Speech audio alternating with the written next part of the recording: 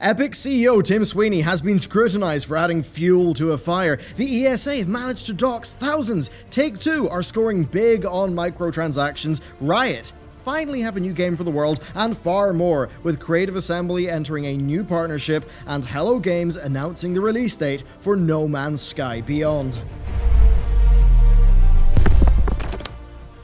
Hello everyone and welcome back to another episode of the Roundup, our Tuesday and Friday news show that keeps you updated with the games industry. Unfortunately, YouTube seems to be de-ranking content like ours, instead favouring likes, subscriptions and bell ringing, as evidenced by the new window here that they've just provided creators with, so we may be in your recommended less, and if you would like to keep up to date, please consider subscribing. So thank you for your support, and let's get into the news. First of all, let's talk about Tim Sweeney and Epic. So, Rock Paper Shotgun, in their coverage of the Ooblets fiasco, rightly did point out that Tim made a pretty irresponsible tweet. During the height of the discourse on Twitter, he tweeted that he reviewed the tone of the Ooblets announcement and came to the conclusion that it was awesome. Now, this in that way is just uncalled for.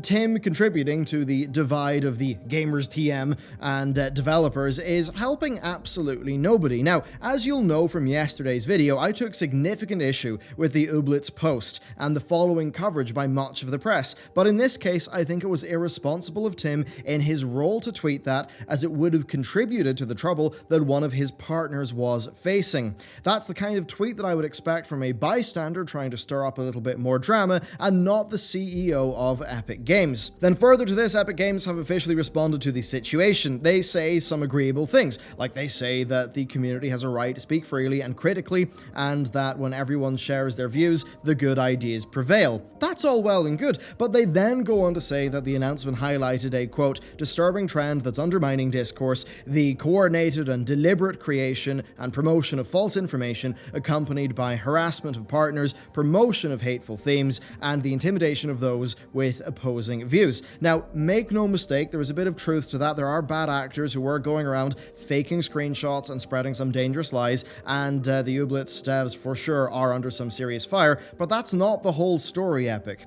Rather than addressing the venom that was dripping from the Ooblets post and suggesting that both developers and players could engage with each other in a more amicable way, they instead did focus on the harassment that their partner received. Now, I think that's a bit rich when their CEO came out to bat for the devs, seemingly blind to the fact that they caused their own problem by saying the words in the way that they did, and yeah, Tim ultimately made it a bit worse. Other developers have announced Epic exclusivity without the same backlash happening, but few seem to pay attention to that just because it doesn't really suit them that much. Now, they end their statement by thanking those who promote healthy, truthful discussion and stand up to abuse. That's a nice, feel-good statement, but I think it's written to leave those on their side with a smile, and that's worked, as publications have picked up on this with the focus on stopping abuse, without really thinking about why it's worse here than it has been elsewhere with other similar situations. Again, I think many are dancing around the core issue here and are rallying against their perceived enemies instead of trying to figure out what's actually going on here, and that is quite sad to see indeed. If this update has interested you though, be sure to watch yesterday's deep dive into the communications problem that we're facing in modern gaming.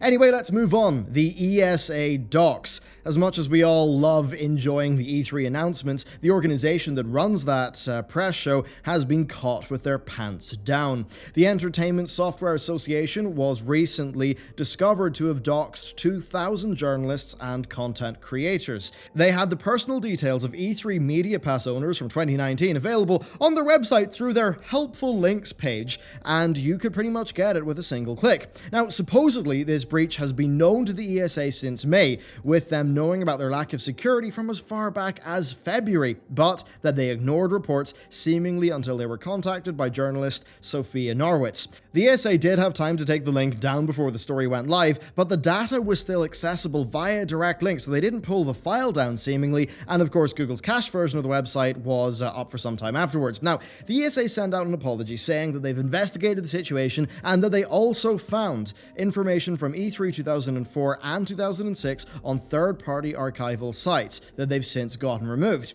There's a bit of a problem here though, because their apology was a little bit misinformed and insincere. They claim that they first learned about this file on August 2nd, which appears to be inaccurate based on what we know, and they also said that the information was password protected, which it wasn't. They then call it a vulnerability rather than a breach. That's not true. Of course, it was breached. That data was accessed. They've been irresponsible with data protection in multiple different situations here, and they basically released a non-apology for really what could be a very dangerous mistake if things went wrong. Basically, the ESA's negligence here has been made pretty clear, and they technically could get hit hard by civil action. While in the US, regulators are not likely to do much because the data only contained name, number, and location data, as opposed to social security details, there is the case to be made for a class action lawsuit. According to privacy lawyer Shaq Kalaka, the fact that this involves journalists, their location, and reports of death threats means that there would be a reason for a court to take it seriously, but that it is unlikely given how it's only 2,000 people who are affected, and that, well, with the most recent one, and that privacy lawyers often have bigger fish to fry, though of course the 2004 and 2006 leaks do add another 6,100 people. And while data protection laws over in Europe are a lot stronger, the ESA is a solely US-based institution, so the EU laws can't really do much about it.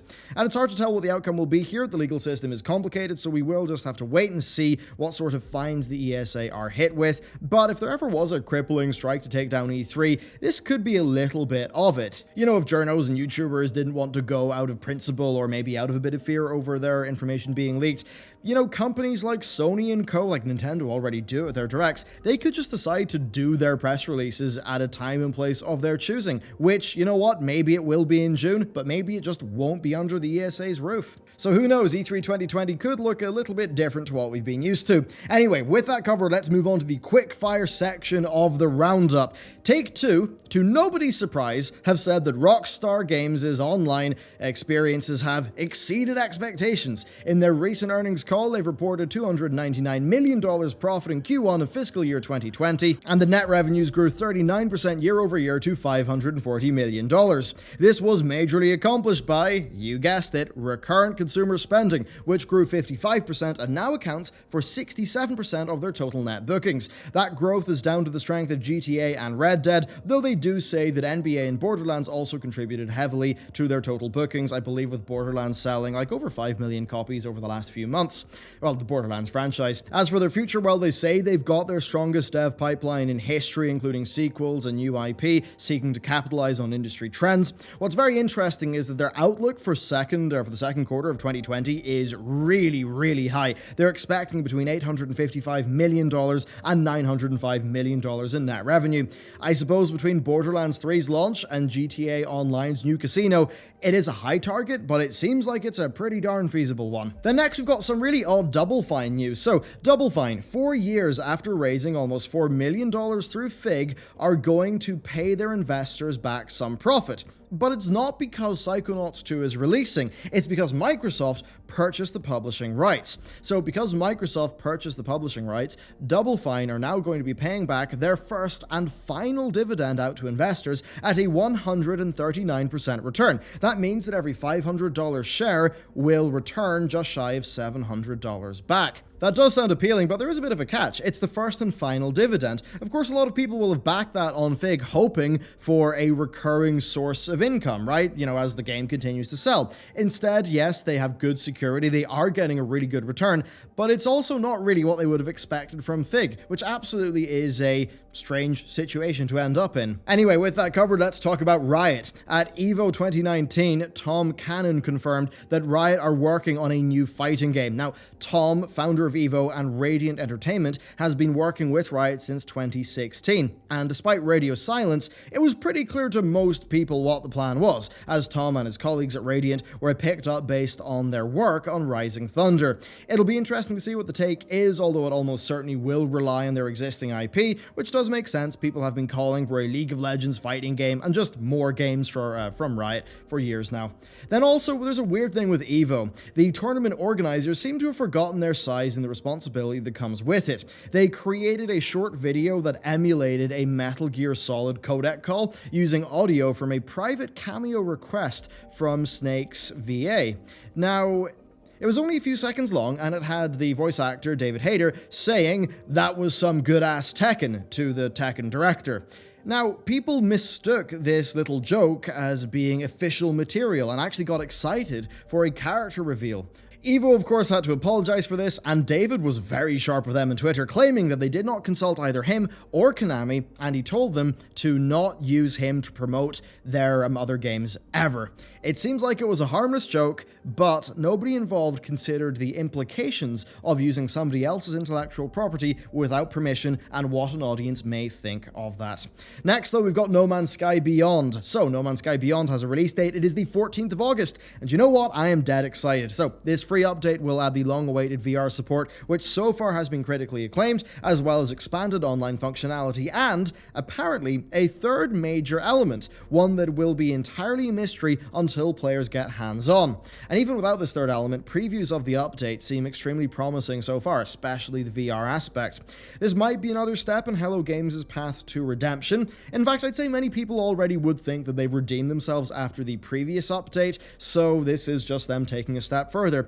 Again, they could have taken the money and ran, and it was a lot of money, but instead they've committed to free updates for people who own the game, and seemingly audience opinion and reviews for No Man's Sky indicate that they have been successful in what they're doing. Then next up, Creative Assembly, hot off the heels of Total War 3 Kingdom's success in China, have announced a long-term partnership with NetEase for them to officially publish Total War's back catalogue and upcoming titles in the region. They're very aware, though, of how Chinese partnerships are perceived by Western audiences, and they explain the situation pretty effectively, saying that it's just publishing rights for China and nothing else. And I suppose in the face of it, more players having access to accurate and high-quality historical games really is fantastic, but there's always a fear of China's draconian restrictions and the financial incentives that are now there for Creative Assembly to act in a way that is more favorable to the Chinese market and government. They do alleviate this fear somewhat by saying that they will only make necessary changes for release in the affected regions and not in any other regions, but also their first move since this announcement has been to push their CCG, Total War Elysium, to the Chinese market before they bring it to the West.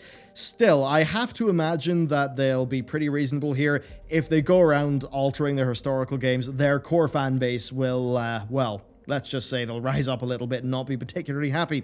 So there you go, that is it for today's roundup. I would love to hear what you've got to say about the topics that we've talked about today, so let me know down below. Be sure to check out today's other video that was on the channel, and as I said at the top of the video, it seems like we're no longer in the recommended these days, just checking the analytics and some changes that YouTube have made to the algorithm. It seems like ringing the bell and subscribing and liking, and basically it seems like YouTube have implemented the thing I talked about a while ago, where it's about satisfaction in the video, and that seems to be why, say, videos like the one we did yesterday that got loads of likes have actually been pushed by the algorithm and have done pretty well. So it seems like it's bell ringing and likes, but we just have to work out really how the YouTube algorithm has changed over the last 2 weeks, which, hey, it's not your problem. It certainly will be an interesting thing for me to, figure out over the coming weeks. But anyway, thank you very much for watching today's video. Be sure to check out the other one, and I will see you next time.